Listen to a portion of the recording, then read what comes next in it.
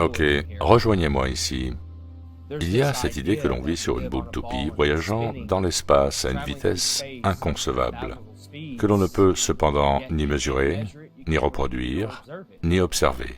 À partir de cela, c'est une religion. À quoi vous accrochez-vous? Avez-vous peur de ce que les autres vont penser, de ce que votre famille et vos amis vont dire? S'agit-il de vos satellites, de vos aliens? Il n'y a pas de satellites dans le vide de l'espace. Les satellites sont des satelloons.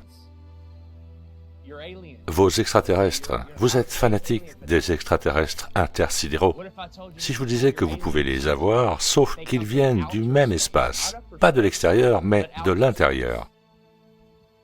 Ils sont extraterrestres, terrestres voulant dire terrain, terre. Donc, qu'est-ce que c'est? Qu'est-ce qui vous bloque? Vous n'avez jamais vu la courbe de vos propres yeux. Vous n'avez jamais ressenti la rotation de la Terre. Vous n'avez jamais été capable d'observer et de mesurer toutes ces affirmations. Cela devient donc une religion. Voulez-vous obtenir votre liberté?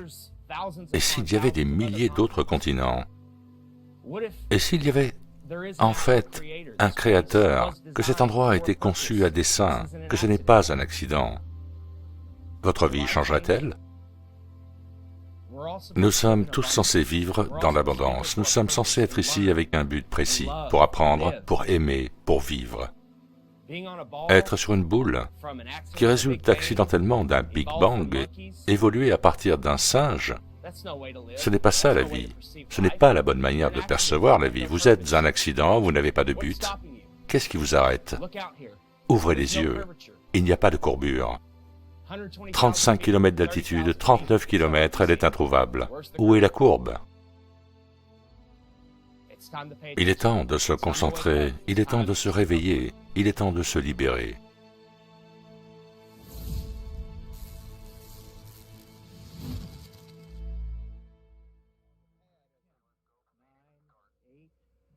Huit, 7, 6, démarrage moteurs principaux.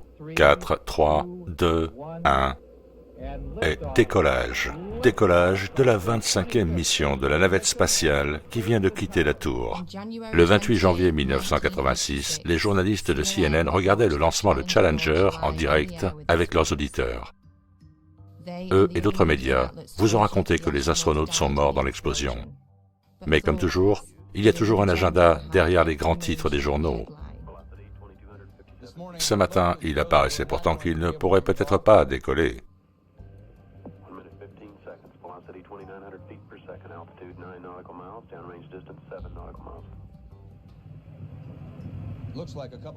On dirait que deux des propulseurs à poudre se sont détachés des côtés de la navette dans une explosion.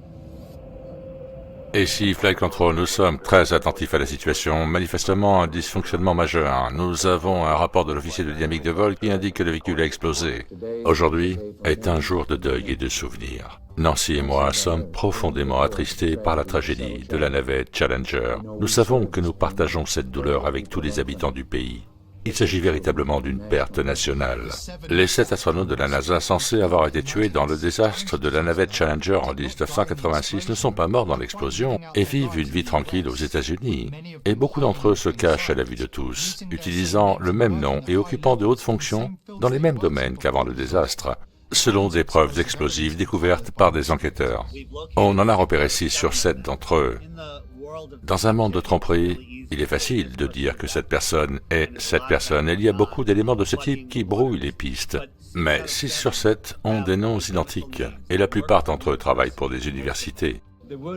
Il n'y avait personne dans Challenger. C'était un hoax. Cela a été prouvé de manière conclusive par de nombreux enquêteurs qui ont découvert que ceux qui étaient censés être à bord de Challenger sont toujours vivants aujourd'hui. Nous nous remémorons Dick Scobie, le commandant qui prononçait les derniers mots que nous avons entendus depuis la navette spatiale Challenger. Nous nous remémorons Michael Smith, nous nous remémorons Judith Resnick, nous nous remémorons Krista McAuliffe, nous nous remémorons Ellison Onizuka, nous nous remémorons Ronald McNair. Les gens croient toujours que Challenger a explosé avec ses astronautes à bord. Mais rien ne s'est passé comme ça. Oui, la fusée a explosé, mais il n'y avait personne à bord. Imaginez que vous assistiez au lancement de la navette sur place. C'est un moment historique et qu'elle explose en plein vol. et que vous soyez personnellement lié à un des astronautes ou à aucun d'entre eux, vous allez être dans un sale état. C'est une scène émotionnelle incroyable. Et CNN, qui était sur place, dit au caméraman de diffuser en live les images des parents de Christa McAuliffe. Quand ils ont zoomé sur eux, ils étaient en train de ricaner, de rigoler, de sourire. Je ne sais pas comment on peut faire venir un sourire sur un visage dans des moments pareils, peu importe la blague. Regardez leur visage. Est-ce que c'est le visage de quelqu'un dont la fille vient juste de disparaître dans un des accidents les plus horribles s'étant jamais produits? Ou est-ce quelqu'un qui joue un rôle, qui ne sait pas qu'il est filmé et qui pense probablement à tout l'argent qu'il vient de se faire? On peut cacher la soi-disant mort de quelqu'un à la vue de tous. Tout ce que vous avez à faire est de les déplacer géographiquement, leur fournir un nouveau job, prétendre qu'ils sont quelqu'un d'autre. On n'a même pas besoin de changer leur nom. D'un point de vue technique, les chances qu'à peu près chacun des astronautes ait de parfaits sosies, avec les mêmes noms, toujours en existence, sont assez risibles, honnêtement. De parfaits sosies ou patronymes identiques, qui, lorsqu'ils sont confrontés, deviennent nerveux, avec une histoire conflictuelle et un comportement révélateur, vous savez, il n'en faut pas plus pour comprendre, honnêtement.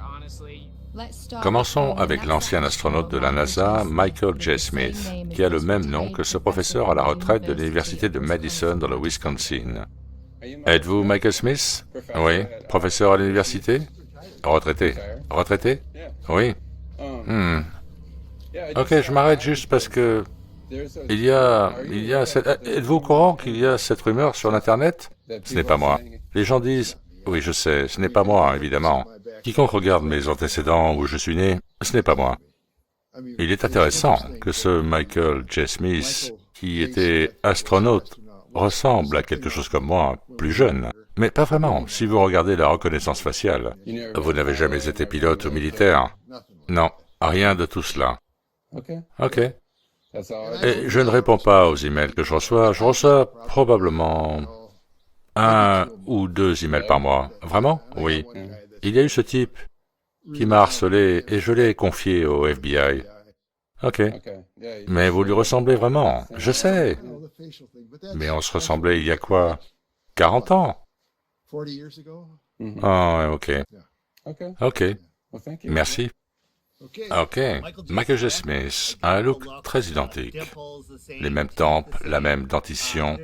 Il n'y a pas à dire, c'est indéniable. Et avant même la fin de la question, Michael a démenti. Non, ce n'est pas moi, ce n'est pas moi. Mais qu'est-ce qu'il allait dire? Oh, vous m'avez trouvé, les gars, ça n'arrivera pas. L'entrée de la maison de Michael J. Smith, ça, c'est une réalité. Je veux dire, ça ne peut pas être un deepfake, donc à un moment, il faut arrêter de croire les menteurs. Nous n'occultons pas notre programme spatial, nous ne gardons pas de secrets et ne dissimulons rien, nous faisons tout à découvert et en public. Nous avons ensuite l'ancienne astronaute de la NASA, Judith Resnick, qui a un sosie parfait, qui travaille à l'université de Yale. 37 années ont passé et elle a toujours le même nom.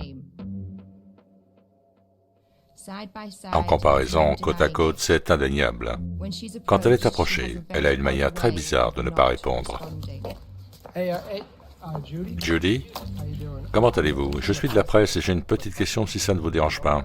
Quel genre de presse? Je gère une station de radio et il y a cette théorie de la conspiration. Oh, je suis désolé, sur la navette spatiale. Je vais être poli. Amical. Juste une question. Il y a beaucoup de rumeurs comme quoi vous étiez dans la navette spatiale. Donc évidemment, si vous voulez commenter, on apprécierait. C'est assez bizarre que Julie passe en mode panique lorsqu'elle se rend compte que la presse est en sa présence. Elle n'est pas étrangère au fait d'être sous les feux de la rampe. Elle a même fait son entrée à Hollywood pour une brève apparition. Si le choix est de permettre que les Américains soient pris en otage ou exécutés, j'apporterai ma propre corde. Saddam a reculé et l'ambassadeur Wilson a aidé des milliers de personnes à rentrer chez elle en toute sécurité. Et quand il est lui-même rentré aux US, il fut accueilli chaleureusement par le président. Il l'emmena dans le bureau ovale et qui le présenta au cabinet de guerre comme le héros américain qu'il est. Le commandant Richard Scobie avait une société appelée Cow Industries et sur leur site web, il y avait une animation d'une vache décollant comme une fusée avec une traînée de fumée derrière, produisant une boucle en torsion dans l'air qui ressemblait étrangement à ce qu'on a vu avec Challenger. Et après que des vidéos sur le sujet ont commencé à être diffusées en viral, ce site internet a disparu pour ne plus jamais réapparaître. Et personne n'aurait pu prédire en 1986 que quelques 30 années plus tard, il y aurait une chose appelée Internet qui vous permettrait d'avoir accès à toutes ces informations sur le bout de vos doigts, vous autorisant la recherche de photos, de pages Facebook, de sites web, de profils. Maintenant, ces gens ont peur. Ils cachent leurs profils, ils suppriment leur site web, ils rendent leur compte Facebook privé. Onizuka et McNair sont toujours ensemble. Ils se baladent à la NASA et n'arrêtent pas de parler d'eux-mêmes. Alison Onizuka, si vous regardez des clips de lui à cette époque, en 1986, il parlait en fait un peu comme ça. Tous les deux mots étaient ponctués de Laissez-moi vous dire que c'est vraiment bien d'être de retour. Si vous regardez des clips de son frère Claude aujourd'hui en train de parler, c'est exactement la même chose, ponctué de tous les deux mots. Mais le rêve d'Alison se poursuit. Je pense qu'on a je pense qu'on est très chanceux que... je pense qu'on est prêt à voler. Merci d'être ici. Son frère se trouve être aussi le porte-parole de la tragédie de Challenger. Pourquoi n'a-t-on pas de photos de son frère à l'époque où cela s'est produit? Pourquoi son frère ne s'est pas exprimé aux funérailles? Réfléchissez. L'ancien gouverneur Ariyoshi a une anecdote sur une photo qui a survécu au désastre de Challenger.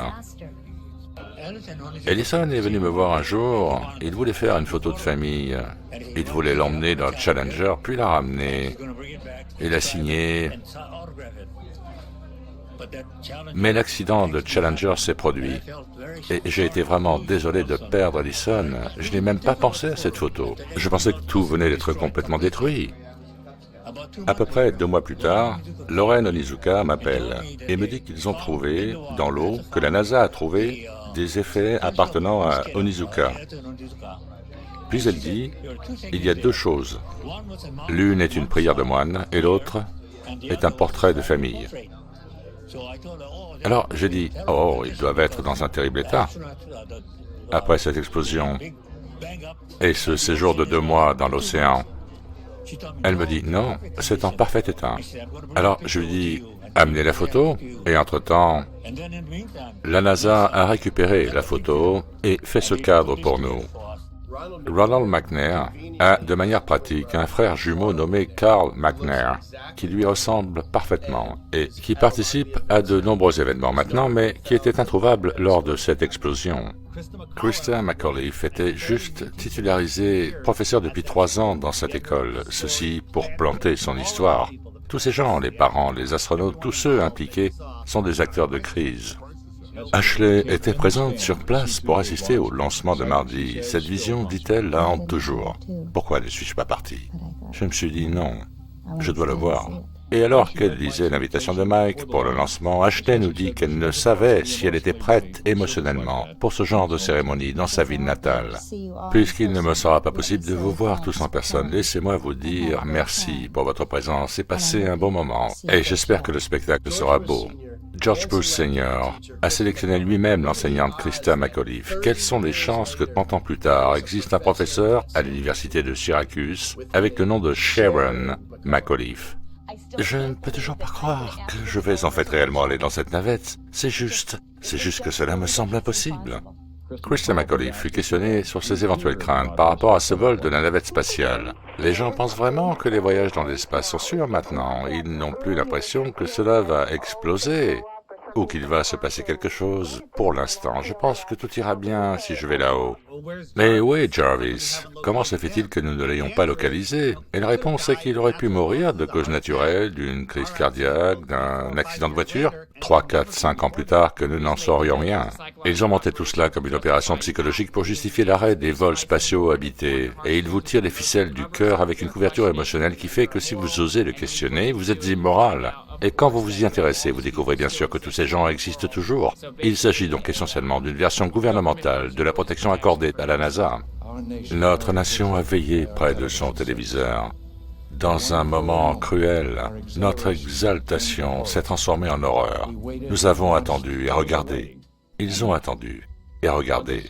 Quand ils ont vu l'explosion, il y avait de la confusion. Quelque chose n'allait-il pas? Le professeur principal n'en était pas certain. Puis il est devenu très silencieux alors que l'horreur de la situation commençait à se faire sentir. En plus, c'est du contrôle de l'esprit basé sur le choc émotionnel, soumettre des enfants à ce genre de trauma. Et cela renforce également leur modèle, leur religion. Regarde, cette chose terrible qui s'est produite. On essaye d'aller dans l'espace, d'explorer. C'est la science. Mais, tous ces gens qui meurent. Mais à 13 heures, les écoles fermaient. Elles devaient fermer. J'ai eu le sentiment que tout mon corps explosait à l'intérieur quand j'ai vu ça. Et je ne peux pas être plus choqué que maintenant. Je l'ai vu de mes propres yeux et j'ai été effrayé. Quand la fusée d'un astronaute explose, quel effet sur le subconscient d'un individu lambda cela a-t-il? Je ne veux pas aller dans l'espace, je ne veux pas exploser dans une fusée. On va laisser ça aux professionnels, à la NASA, au gouvernement. Et une fois qu'ils avaient vu l'évidence sur un écran visuel, qu'il n'y aurait pas de survivants, il leur est apparu qu'ils avaient affaire à la mort. Donc, le gouvernement avait incité différentes écoles publiques à diffuser Challenger dans la salle de classe. Toutes les télés étaient sorties, les enfants étaient assis en randonnion, prêts pour le spectacle. 20% du public américain a vu le désastre Challenger en direct. Et en 1 heure de temps, 80% des Américains l'avaient vu à la télévision. Donc c'est juste comme avec le 11 septembre. Ils ont fait en sorte que tout le monde voit cet événement dramatique afin de nous traumatiser à l'unisson. Quand l'explosion s'est produite, c'était du contrôle de l'esprit basé sur le choc émotionnel que certains ne dépasseront jamais. L'émotion fait son effet. Vous n'êtes plus capable de penser logiquement sur ce qui arrive. Bien sûr que cela a été planifié. Ils ont fait en sorte que chaque école publique le montre en direct. Ils voulaient que ces enfants grandissent en défendant cette tragédie. Pense au nombre d'enfants qui viennent ici, malheureusement. Et on leur montre ce truc de légende des héros. Et ils en ressortent avec l'idée que ce sont les plus grands héros possibles que l'on puisse rêver d'être. Alors que ce ne sont que des acteurs, et on les met au-dessus de tous les autres. Votre père, la police, les militaires, tous ceux qui peuvent être en fait de vrais héros. Et ce sont des acteurs qui travaillent pour une agence gouvernementale. Donc, suivant. Hello, je vais vous faire signer une de celles-ci si c'est OK. Mon nom est Justin. Justin avec un I? Oui, avec un I. Vous êtes d'où, Justin? Orlando. Pas très loin. Vous voulez prendre une photo? Non, merci, c'est gentil. J'ai une question par contre. Parfois, quand on regarde les images de l'ISS, on a l'impression de voir certaines fois des astronautes accrochés à des câbles via des harnais. Est-ce que c'est pour les garder dans le cadre de la retransmission? Quelle en est la raison? Vous savez, je n'ai en fait... Vous voulez dire à l'intérieur de l'ISS? Oui, à l'intérieur de l'ISS. De temps en temps, pendant la retransmission, on les voit tirer par leur ceinture, des trucs comme ça. Je n'ai personnellement rien vu de tout ça. Je sais qu'ils essaient d'être immobiles quand ils parlent à quelqu'un. Et souvent, ils font un backflip ou un truc comme ça. Oui, j'ai déjà vu leur backflip une fois, et on avait l'impression que le pied s'est coincé à l'intérieur de quelque chose, mais il n'y a rien, c'est très étrange. Je me demandais s'il n'y avait pas quelque chose qui les tenait en place. On n'a jamais rien eu de ce genre, mais il est possible qu'avec la pratique, ils aient compris qu'il était difficile d'être stable, et ont trouvé quelque chose. Oui, peut-être. Auriez-vous pensé que le public puisse découvrir un jour que toutes les sorties dans l'espace étaient filmées dans l'eau? Vous avez un commentaire là-dessus? Bien, on s'entraîne dans l'eau. Oh, ce n'est que pour l'entraînement? Que pour l'entraînement. La plupart des gens ignorent que l'ISS est situé dans un laboratoire sous-marin à flottabilité neutre à Houston, au Texas. Dans les images de la station spatiale avec lesquelles ils nous piègent, elle ne se déplace pas à 28 000 km/h au-dessus de nos têtes. Tout est filmé ici sur Terre. Une réplique parfaite de l'ISS dans l'eau. Une coïncidence? C'est un procès CGI assez simple. Faites vos prises de vue sous l'eau. Dans un logiciel, enlevez la couche eau et remplacez-la par une couche d'image CGI de la Terre. Et jetez votre sort.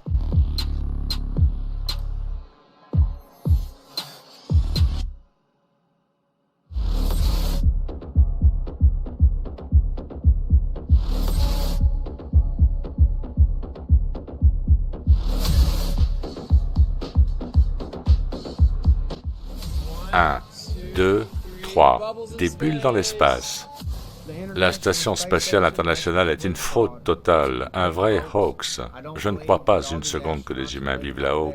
Dans chacune de leurs apparitions en direct, on peut voir certaines anomalies comme des câbles, ou des glitches. Ils sont carrément retenus par des cordes. Écran vert, câblage, CGI, réalité augmentée, toute une palette. Pensez à ceci, on voit toujours les femmes avec de longs cheveux flottants. Cela ne serait jamais autorisé. Elles mettent carrément du spray dans leurs cheveux pour faire croire que c'est l'effet de la gravité zéro. L'ISS, qui vous est proposé par les mêmes que ceux qui sont à l'origine des 6 frauduleuses missions lunaires, ouais, je vais croire ça, bien sûr, je ne sais pas comment ils se filment eux-mêmes.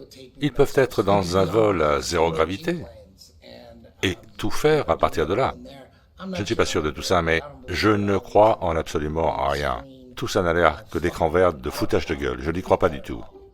La station spatiale est un endroit sérieux.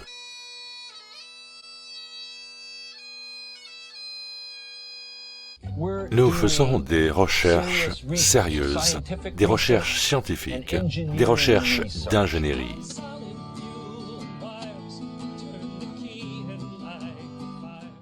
Courir en costume de gorille tout en se déplaçant à 28 000 km/h dans cette micro-météorite, avec tous les soi-disant satellites là-haut, ils peuvent disparaître à chaque seconde et ils se baladent, jouant avec l'eau, prétendant faire pousser de la laitue. Et j'adore cette vidéo car ça a l'air d'être une animation faite par quelqu'un d'autre, mais ce sont en fait de vraies images, même si c'est légèrement accéléré. Et c'est notre petite vidéo d'environ 4 minutes. C'est l'ISS, je l'adore. Ce n'est pas une animation, c'est un film de l'ISS pris depuis la navette. Et c'est réel, ce n'est pas une animation. Et si ça a l'air d'une animation, je suis fier de pouvoir dire que c'est un vrai film. Ce n'est pas un jeu vidéo. Des gens y vivent. Je sais que ça a l'air d'être une animation, mais c'est en fait très très réel. J'adore cette vidéo parce que ça a l'air d'une animation. Ça n'a pas l'air réel, mais c'est réel. Les gens vont regarder toutes ces vidéos de tricherie de la NASA et de toutes les autres agences spatiales et tout passe par la fenêtre. Parce qu'ils voient une petite lumière dans le ciel. Et c'est l'ISS. Ah oui, c'est l'ISS. C'est tout ce dont ils ont besoin comme preuve et tout le reste passe par la fenêtre. La vue sera toujours impeccable là-haut et tout ce que vous devez chercher est une lumière brillante en mouvement dans le ciel qui sera l'ISS. J'ai vu cette lumière aller d'un horizon à l'autre. Il y a beaucoup de problèmes avec cette lumière. Le premier est sa luminosité très brillante. Comment se fait-il que l'ISS réfléchisse cette lumière si brillante vers moi? Pendant toute la traversée du ciel, des miroirs sont-ils impliqués? Est-ce qu'ils me suivent? Comment quelqu'un à 15 km de distance peut voir la même chose? Parce qu'un miroir ne réfléchit pas dans toutes les directions. Elle va à 28 000 km/h et pendant 12 minutes j'ai pu la voir. Donc qu'est-ce que c'est? J'ai été en contact avec un alerteur de la NASA qui m'a dit qu'ils avaient 5 bombardiers B2 qu'ils ont modifiés. Certaines parties sont transparentes. Et le dessous est recouvert de LED qui reproduisent la couleur du soleil. Et ils les utilisent à partir de leur base, et 2 sont en Alaska. J'ai oublié où sont les autres. Et ils se relaient pour faire des passages.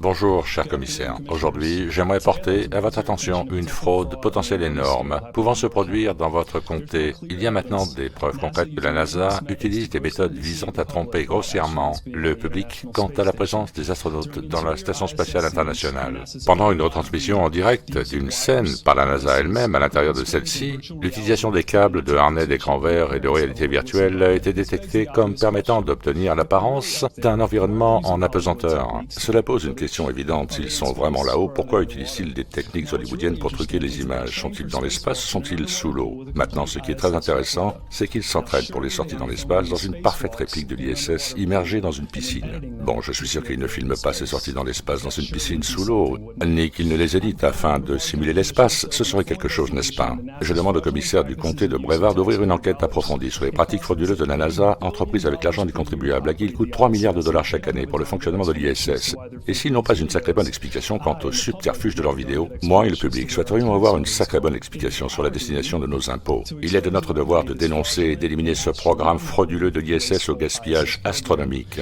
Écoutez, je sais ce que vous pensez tous. La NASA fait partie du gouvernement fédéral et vous n'êtes que des commissaires de comté. Et même si ce que je dis est vrai, que pouvez-vous faire? Mais laissez-moi vous dire que non seulement cela se passe dans votre comté, et qu'en tant que membre officiel du comté, vous avez la plateforme et la possibilité de faire une déclaration ou tenir une conférence de presse pour alerter le public, l'État et les autorités fédérales afin d'approfondir l'enquête. Vous avez le pouvoir de déclencher le débat. J'attends avec impatience le jour où le budget annuel de 3 milliards de dollars sera redirigé vers nos vétérans, nos sans-abri, peut-être aussi vers quelques déséquilibrés dont cette jeune femme parlait, et vers la revalorisation du comté de Brevard. Les Flat Earthers sont attentifs. Nous observons la NASA, nous observons SpaceX, et la plupart des gens aussi, et pourtant, ils le défendront. Et ils le défendront. Ils n'ont aucune idée du rayon supposé de la Terre. Ils n'ont aucune idée de la distance supposée du Soleil par rapport à la Terre selon la NASA, 150 millions de kilomètres. Ils ne le savent pas. À quelle distance est le Soleil? Je ne sais pas. Quelques millions? Je ne sais pas. Ils ne savent rien, mais ils le défendent jusqu'à la mort. Mais une fois que tu te concentres, avec un esprit ouvert, concentrez-vous. Ce qui suit sont des images officielles de la NASA, de SpaceX et d'autres agences spatiales. Tout ce que vous allez voir a été vendu au public comme étant réel et authentique. S'il vous plaît, faites attention à ce que vous défendez.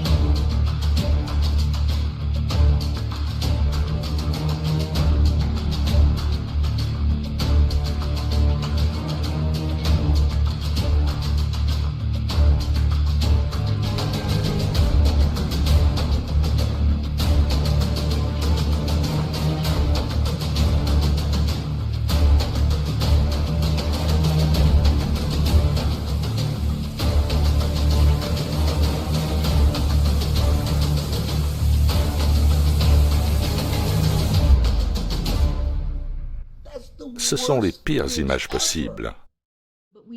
Mais nous voulons nous assurer que le peuple américain comprenne qu'il n'y a aucune raison de paniquer. Le président a pris cette décision, comme je l'ai déjà dit, car cet objet se trouvait en basse altitude dans un espace aérien civil. Et nous voulons être sûrs que cet espace soit protégé. Mais encore une fois, nous voulons également éviter la panique. Attends, quoi? Sur un ballon? Pourquoi les satellites sont sur un ballon? Ça a toujours été comme ça. Les Flat Earthers en parlent depuis longtemps. Quelque chose qui n'est jamais vraiment abordé dans le courant mainstream est que la NASA, dont nous savons bien sûr que cette agence dépense plus que n'importe qui d'autre dans le monde pour de l'hélium, et qui en fait vient récemment d'augmenter son contrat d'achat d'hélium de plusieurs millions de dollars, a admis avoir lancé des ballons plus grands qu'un ou deux terrains de football, et c'est nettement plus efficace pour la transmission de données, pour la compilation de données météorologiques. Et ils ont toute une flotte de ballons au-dessus de nos têtes qui récoltent ces informations que nous utilisons. Donc pourquoi pensez-vous que la NASA est le plus grand consommateur d'hélium au monde? Pourquoi enverrait-il des ballons, des satellites, accrochés aux ballons? Si ceux-ci sont dans l'espace magique, dans le vide spatial magique, ils nous le montrent, ils nous le disent en face. Hey, regarde, ils sont sur des ballons, il n'y a pas d'espace magique. Juste là, dans ce centre de recherche. Ok, il y a un camion bruyant qui arrive.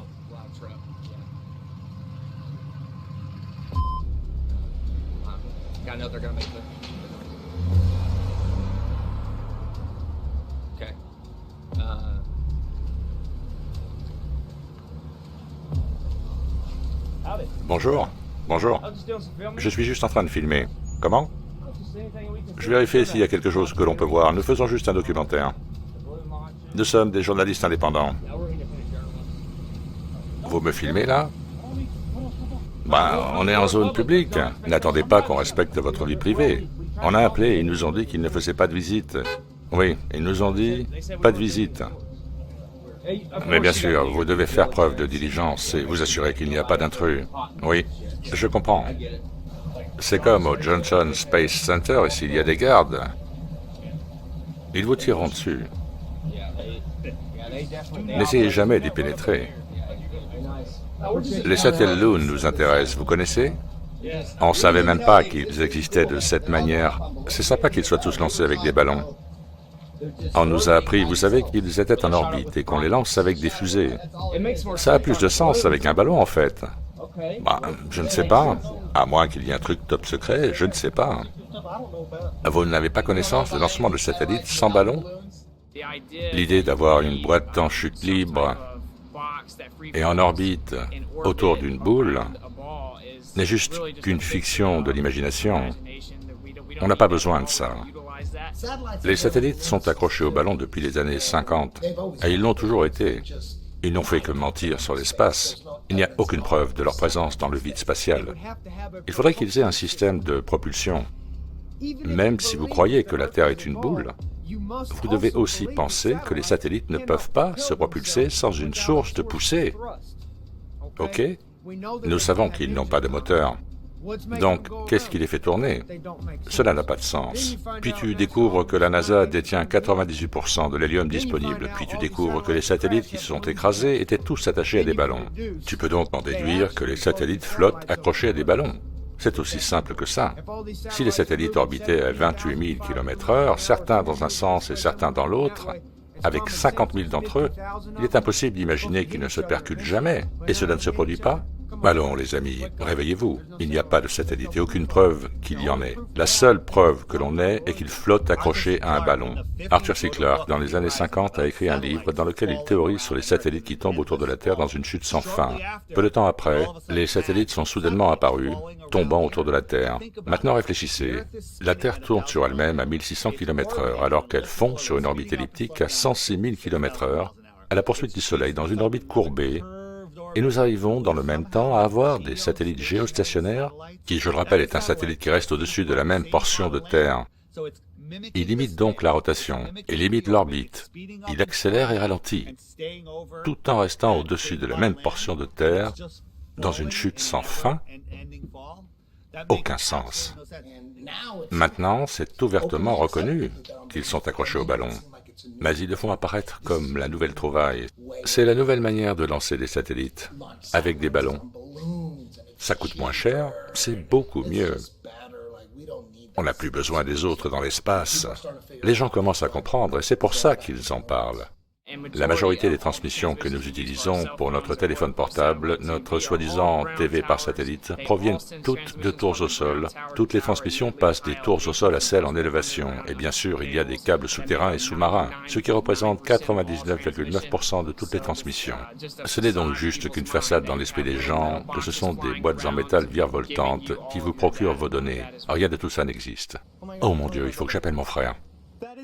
C'est sacrément beau. Ok, on l'a. Oh, regarde ça. Que ce soit l'ISS ou un lancement de fusée, à la seconde où ils le voient de leurs propres yeux, ils pensent que c'est réel. C'est incroyable ce qui se passe. Oh, et voilà. Mais qu'est-ce qui s'est passé? Ils ne savent même pas ce qui est en train de se passer. La raison pour laquelle vous trouvez des vidéos où on voit la fusée décoller, puis ensuite prendre lentement une trajectoire en forme de U, n'est pas parce qu'elle va autour de la boule et se mettre en orbite, c'est parce que, après le décollage, ces fusées financées par vos impôts n'ont qu'un temps limité avant qu'elles ne redescendent sur Terre, car elles sont à court de carburant. Tout est inventé. Donc, ce qui se passe vraiment est que les lancements se produisent près de l'océan, au Texas ou en Floride. Ils ne lanceront jamais une fusée au milieu du pays, car elle n'arrivera même pas jusqu'à l'océan, elle s'écraserait avant sur une masse terrestre. Donc la NASA doit lancer ses fusées depuis le Texas ou la Floride parce que c'est à proximité de l'eau. S'il voulait lancer une fusée depuis Little Rock dans l'Arkansas, elle n'arriverait même pas jusqu'à Texarkana. Donc il lance depuis Cap Canaveral en Floride ou depuis Houston. Houston, on a un problème. Oui, on a un problème car on ne peut pas dépasser le firmament. En 1962, 7 ans avant qu'il ne simule l'atterrissage lunaire, l'opération Dominic démarra. Une série de 31 missiles furent lancés à la verticale dans le ciel pour tester la hauteur que les humains peuvent atteindre.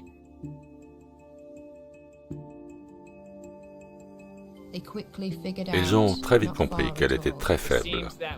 Il semble que lorsqu'ils lançaient ces missiles droit dans le ciel, ceux-ci interagissaient avec différentes couches d'un champ de plasma ou d'un phénomène électromagnétique, et il semblerait que certaines portions de ce champ de force, si je puis dire, aient des propriétés de fluide, qui se manifestent lors d'un impact. Un effet de dispersion et de recherche d'équilibre se produit créé par l'entrave des couches électromagnétiques. Pourquoi, quand nous regardons ces images d'explosion, on a l'impression qu'une barrière est touchée? Tester la résistance du firmament et ne pas être capable de la vaincre. Donc, qu'est-ce que c'est? À mon avis, je pense qu'ils essayaient de trouver un moyen de franchir le firmament au-dessus de nous. Donc, tout est ici bas comme en haut. Bien sûr, beaucoup savent qu'il y a un firmament au-dessus. Et beaucoup d'autres commencent à réaliser qu'il est impénétrable. Peu importe ce que vous faites, vous ne pouvez pas lancer quoi que ce soit à la verticale sans que ce soit bloqué. Un lancement de fusée intéressant fut celui d'un amateur GoFast Rocket, qui nous a donné quelque chose que la NASA ou SpaceX ne donne jamais, une vue de la caméra ininterrompue. Si vous regardez les lancements de la NASA ou de SpaceX, il y a toujours des coupures avant même que la rampe ne soit libérée. Ici, nous avons eu une ascension ininterrompue de 115 km, je pense, et puis à un moment donné, quelque chose est percuté. Elle est montée et au bout de son ascension, elle semble avoir touché le firmament. Je souhaite que votre génération comprenne que la Terre est un système fermé. Nous ne pouvons pas quitter la Terre. Il n'y a nulle part où aller. Il y a de l'eau qui nous entoure de tous les côtés, y compris au-dessus de nous. Nous savons maintenant que quelque chose qui s'appelle superfluidité existe, et on a aussi l'hélium 3, ce qui permet la propagation électromagnétique permanente, sans aucune entrave. D'après les vidéos de 777 sur ces observations de vagues lunaires, je pense qu'il y a un médium du genre fluide au-dessus de nous. Les eaux du dessus, selon l'ancienne astronomie, qui est la même science que l'astrologie, à part que l'une était plus théologique et l'autre plus séculaire, sont la mer cristalline. Dans le livre des Révélations, il est fait mention de mer cristalline. C'est le 9e paradis, les eaux du dessus. C'est marrant. Je pense que les preuves qu'il y a un médium comme de l'eau au-dessus de nous sont accablantes.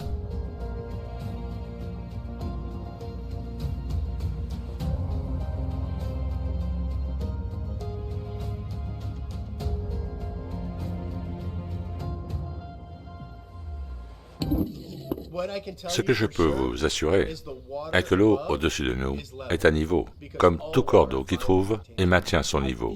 Je pense que la prochaine vague de réveil se fera par cette prise de conscience grandissante, que ce qui est ici-bas est comme en haut, et que notre seule manière de comprendre le haut ou le bas est de nous retrouver à l'intérieur de nous-mêmes et d'accorder notre fréquence à celle qui dépasse et qui traverse. Qui sait, peut-être y a-t-il une sorte de firmament et que nous sommes sous l'eau. On peut être sous l'eau, peut-être qu'il y a de l'eau au-dessus du firmament. C'est probablement pour ça que le ciel est bleu, car derrière se trouve le firmament qui retient l'eau. Ce qui est ici-bas est comme en haut. Le trône de Dieu ne se tient pas sur une boule à neige convexe, ok? Le firmament ou les eaux du dessus, là où il a séparé les eaux du dessus d'avec les eaux d'en dessous, sont à l'horizontale. C'est un ciel plat. La courbe du ciel est une illusion, tout comme la Terre. Il n'y a pas de courbe dans le ciel, il n'y a pas de courbe sur la Terre. Bien Dave Falcon 9 de SpaceX va décoller de la base aérienne militaire de Vandenberg et le décollage va avoir lieu d'ici 1 minute et peut-être un peu moins. Regardez la trace qu'il laisse derrière lui. Absolument étonnant à vous décrire, mais vous pouvez le voir. Depuis le sol, on a presque l'impression Certaines de ces fusées ont l'air de balayer un firmament aquatique, un peu comme un bateau, traînant quelque chose dans l'eau. Ce que vous voyez est comme un speedboat évoluant dans l'eau. Vous voyez la fusée percuter le firmament, exploser de manière aquatique, puis longer la surface du firmament. Comment est-ce possible? Bien parce que c'est de l'hydrogène, c'est de l'eau. Je ne suis pas certain de ce qu'ils font, mais ce n'est pas un vol dans l'espace. C'est comme s'ils vous le jetaient à la figure. Regardez, on rencontre une barrière solide. Ces fusées ont l'air de rebondir sur un océan comme un bateau, créant des vagues. Regardez ça, regardez ces images. Ils nous le mettent en plein visage. C'est une douce divulgation. Et ils ne peuvent pas simplement arriver et dire qu'il y a un firmament, qu'on est sur une terre plane ou autre. Ils ne peuvent pas le faire comme ça. Ils doivent nous donner des miettes qui constituent un chemin. Ils doivent faire bouillir la grenouille lentement. Les gens demandent, mais qu'y a-t-il sous la terre plane? Pensant qu'il s'agit d'un disque flottant dans l'espace. Nous ne le savons pas, car le trou le plus profond fait 12 km 500. Et pendant le forage de ce trou, ils utilisaient des radars qui pénétraient le sol pour anticiper la nature de ce qu'ils allaient forer. Et ils se trompaient à chaque fois. Plus de rochers, plus d'eau, et le contraire se produisit à tous les niveaux. Puis ils ont touché une barrière impénétrable. Ils ont essayé pendant des années sans résultat, puis ils ont abandonné. Mais comme par magie, on nous donne un mime d'une section en coupe de la Terre qui nous présente les 6500 km restants. Ils savent ce qu'il y a. Ils avaient du mal avec les premiers 12 km 500, mais pas les 6500 suivants. Et tout le monde a vu ce mime du noyau magnétique en fusion. Une autre de leurs moqueries, car il est impossible qu'un aimant soit en fusion. N'importe quel aimant de quelque nature qu'il soit perdra ses propriétés magnétiques dès lors qu'il atteint le point Curie, c'est-à-dire le point de fusion. Avez-vous entendu la dernière affirmation des prêtres héliocentriques? Ils nous disent que le noyau a arrêté de tourner et tourne maintenant dans la direction opposée, ce qui va causer un grand chaos.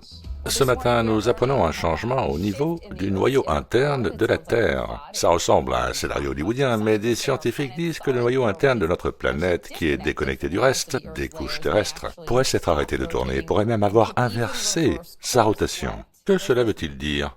Bien, tout d'abord, ça a l'air de sortir d'un film d'Hollywood avec un script genre « Oh mon Dieu, le noyau de la Terre tourne à l'envers !»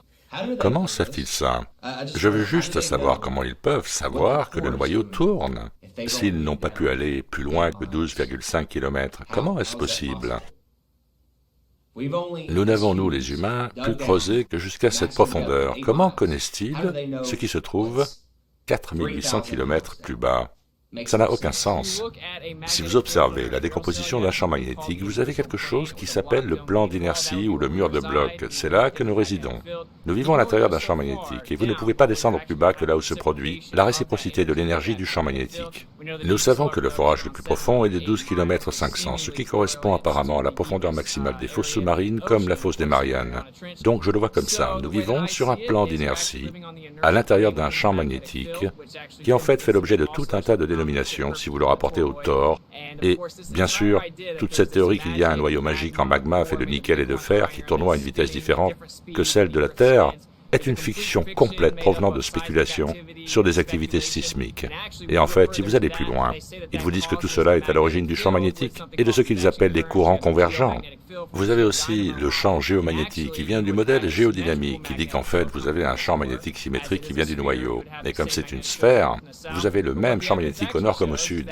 Alors que les preuves montrent que ce n'est pas le cas du tout au sud, où le champ magnétique est jusqu'à 30% plus faible. Quelque chose appelé l'anomalie de l'Atlantique Sud montre à 100% que ce n'est pas un effet dynamique symétrique qui produit le champ magnétique. Et si vous allez plus loin dans le modèle géodynamique, il y a une cinquantaine de questions qui n'ont pas de réponse et ils n'arrivent même pas à faire fonctionner leurs calculs avec un superordinateur. C'est de la spéculation pure qui ne marchera jamais. En fait, je pense que nous ne sommes pas autorisés à dépasser une certaine profondeur à cause de la pression à l'intérieur du champ magnétique. Il y a eu ce scientifique connu qui a envoyé un sous-marin dans les profondeurs, qui a touché le fond de l'océan, mais qui n'a pas été capable de le pénétrer plus loin à cause d'une sorte de barrière, genre firmament aquatique.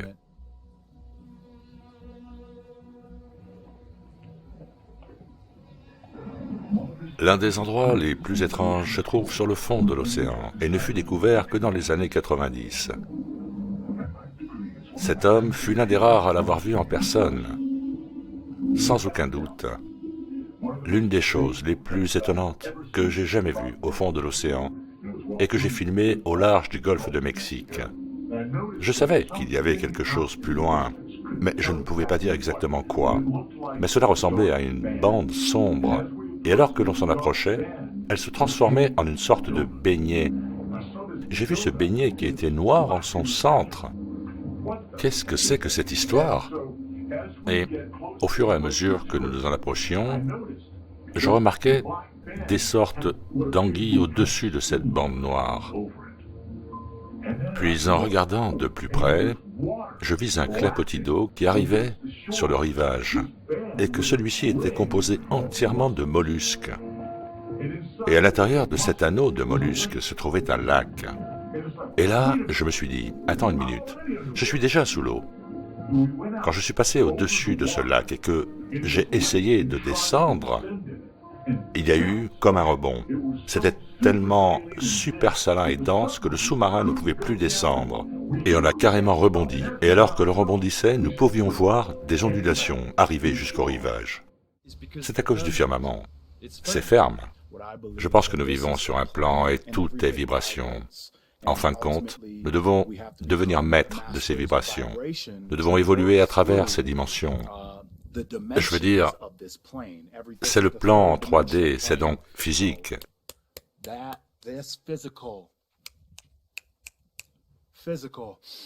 Physique, c'est le plan physique. Maintenant, si nous fermons nos yeux, et si nous imaginons quelque chose, notre cerveau ne fait pas la différence entre la pensée et la réalité effective. Donc il nous enseigne la gravité quand nous sommes de jeunes enfants.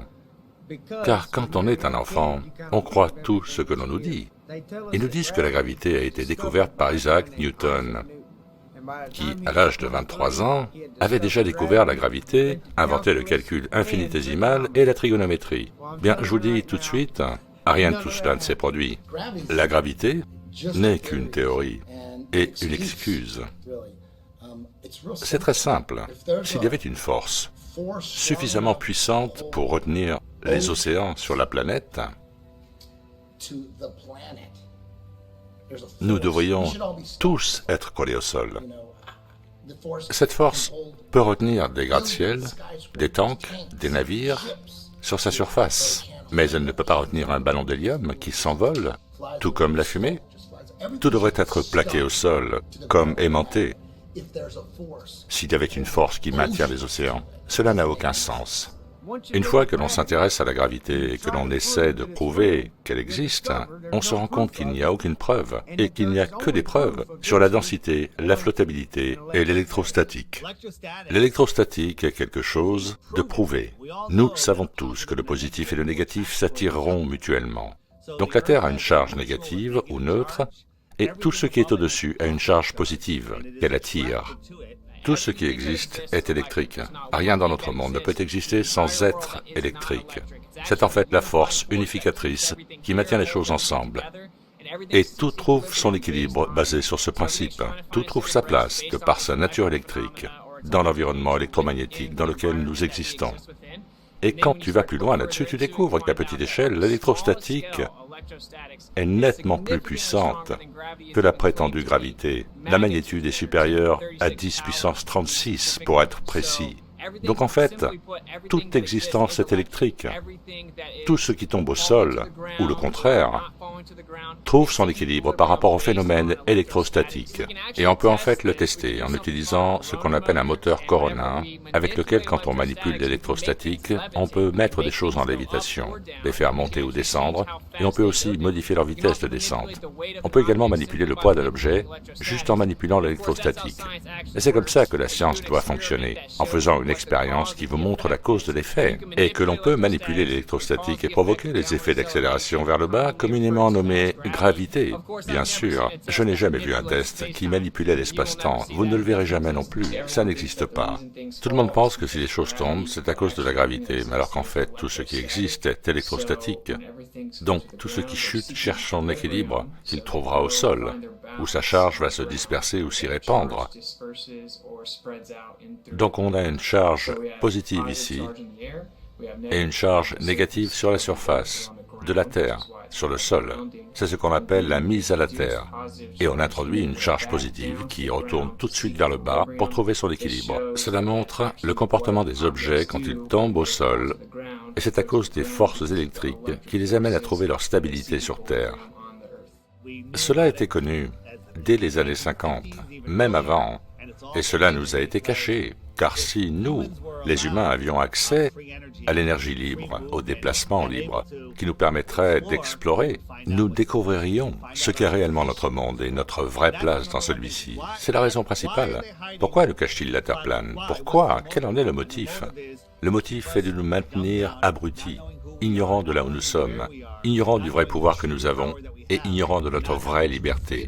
En fin de compte, le plan maître consiste à simuler une invasion extraterrestre. Je pense que ce qui dérange le plus les adeptes du globe lorsqu'ils entendent parler de la Terre plane, c'est que nous leur enlevons leur Star Wars, nous leur enlevons leurs extraterrestres. Nous savons que les aliens, les extraterrestres, sont documentés dans les archives de l'histoire. En fait, j'ai vu des ovnis plusieurs fois depuis plus de 18 ans, au moins 7 fois. Je suis au courant du phénomène. Qu'en est-il du programme spatial secret, que j'appelle le programme secret de propulsion d'ailleurs? Ils utilisent l'électrostatique et d'autres technologies pour se déplacer, peut-être même qu'ils tirent l'énergie de l'air.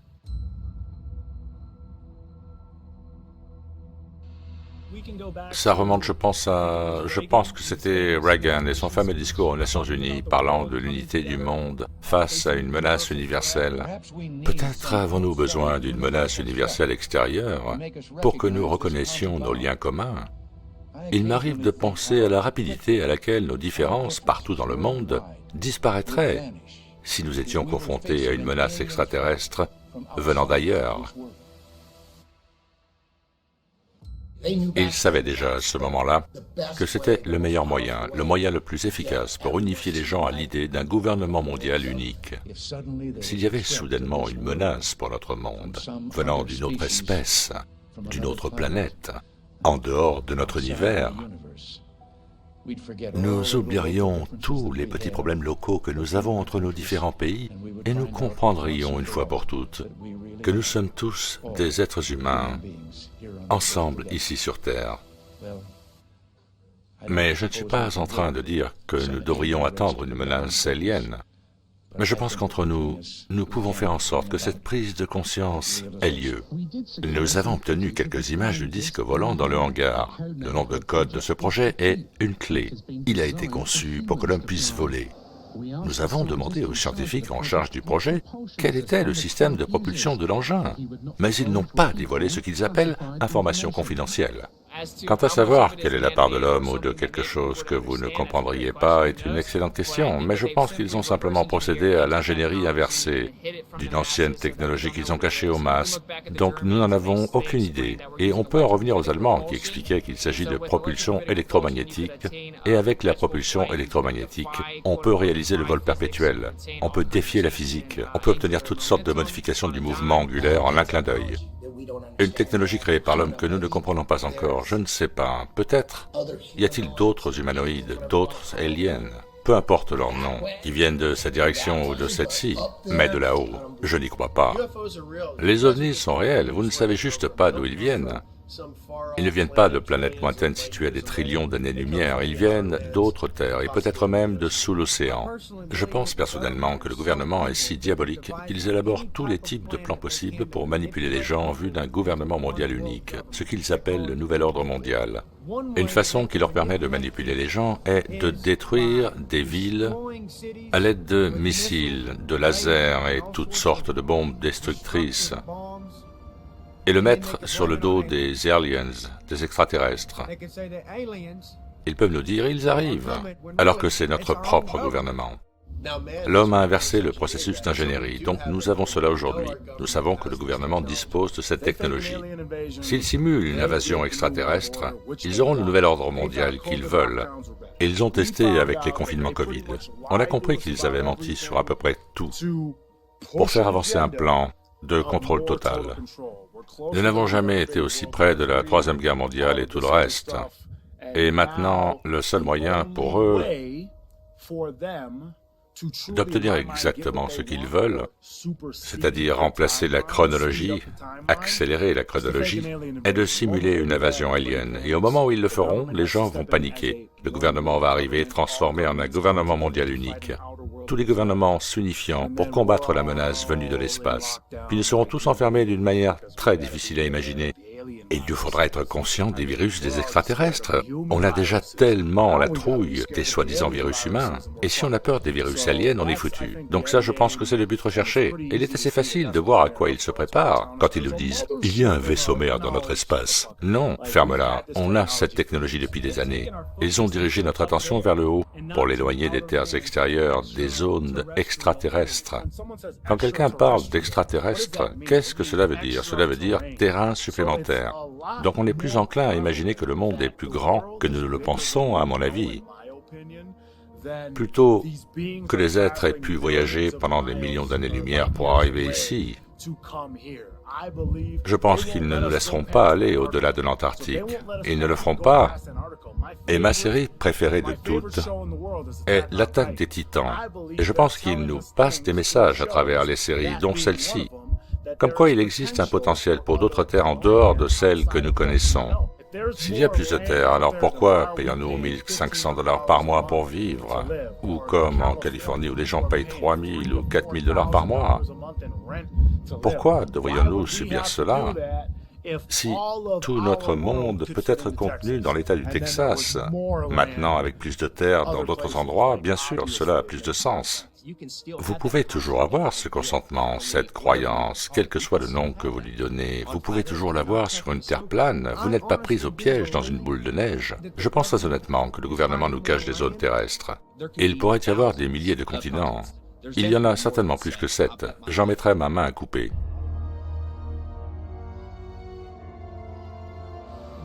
Relax. Ceci n'est qu'un concept visuel. Bien que ce soit scientifiquement possible. Ils ont inventé des engins qui peuvent faire des choses incroyables, qui se déplacent à des vitesses incroyables. Mais c'est pour notre monde, c'est pour l'explorer, pas cet espace sidéral scientifiquement impossible. Le petit homme vert qui se promène en enlevant des gens, c'est le récit hollywoodien dominant. Il y a des cavernes souterraines, il y a des villes souterraines, des bases militaires souterraines profondes appelées dumps. Il y a toutes sortes de réseaux souterrains. Pensez à toutes ces bases souterraines, pensez à tous les millions et les milliards de dollars dépensés dans des projets secrets, occultes. Je veux dire, c'est un tout autre dossier. La NASA, personne ne sait ce que la NASA fait.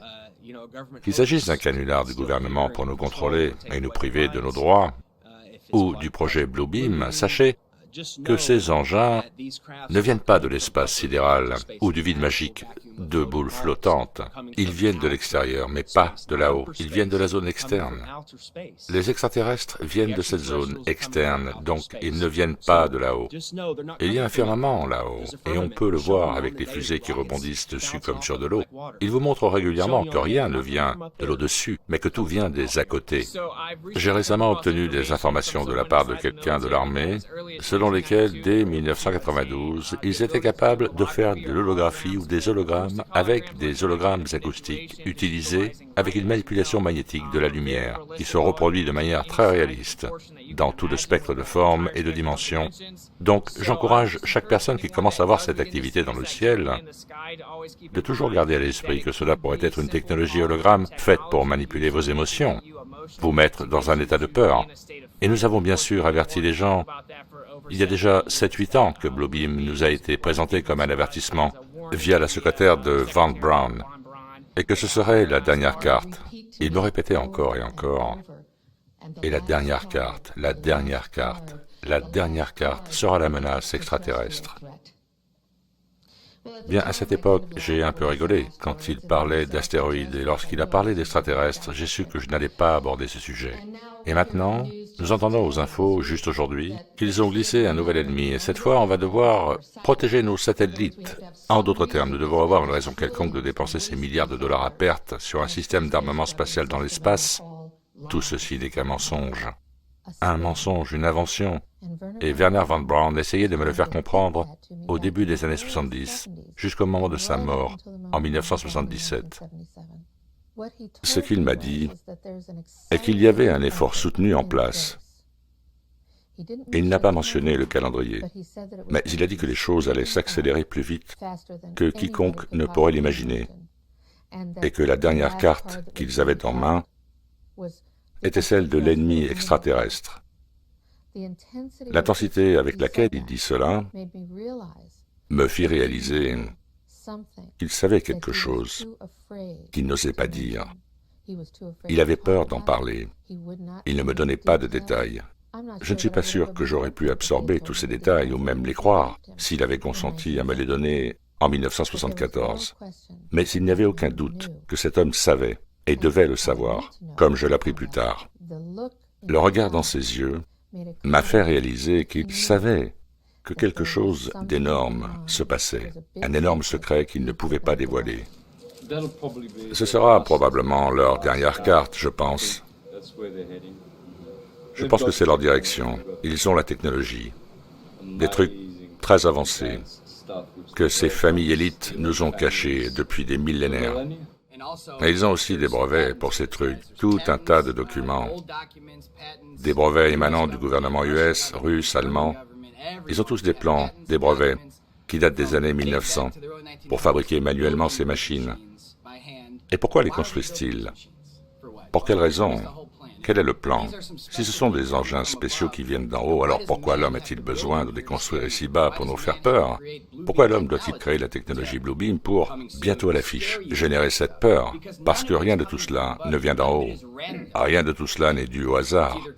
Son origine provient soit des terres externes, du monde subaquatique, ou est anthropique, ou une combinaison de ce que je viens de dire. Mais rien ne vient d'en haut. Donc, s'il vous plaît, arrêtez. Arrêtez de vous accrocher à ce non-sens des aériennes et laissez filer la boule.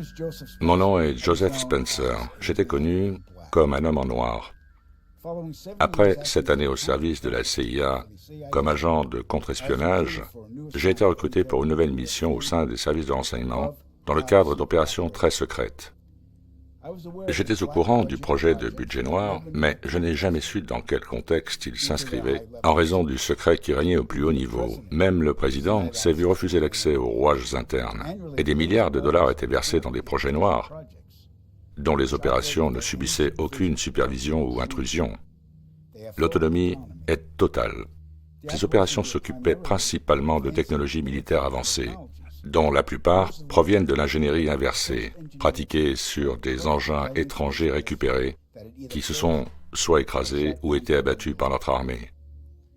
Malheureusement, le public n'aura jamais connaissance de ces opérations. Depuis le début des années 50, les scientifiques ont développé la technologie de l'hologramme, et avec le temps, l'ont améliorée d'une manière que l'on peut à peine imaginer. Et de fil en aiguille, en regardant un modèle qui a l'air si bizarre et si solide qu'il semble que je peux l'atteindre et le toucher, j'ai contemplé les possibilités. Et si cette projection se trouvait à 300 mètres haut dans le ciel, comment quiconque saurait que c'est une illusion?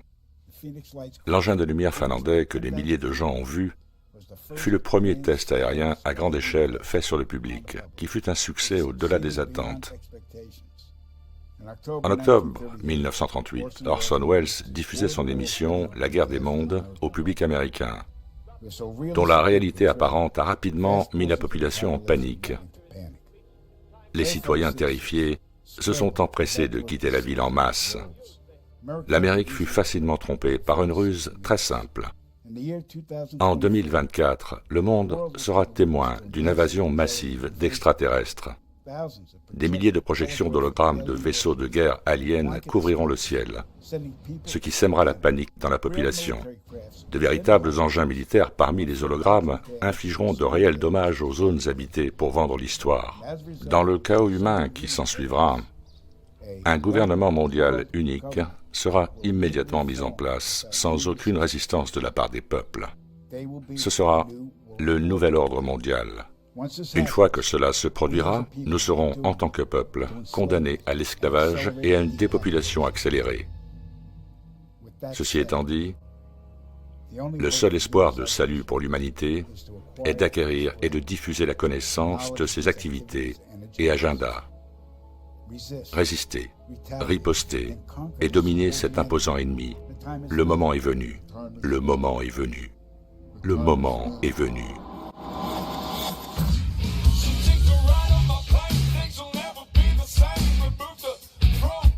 Inside of your brain, you gotta open your eyes and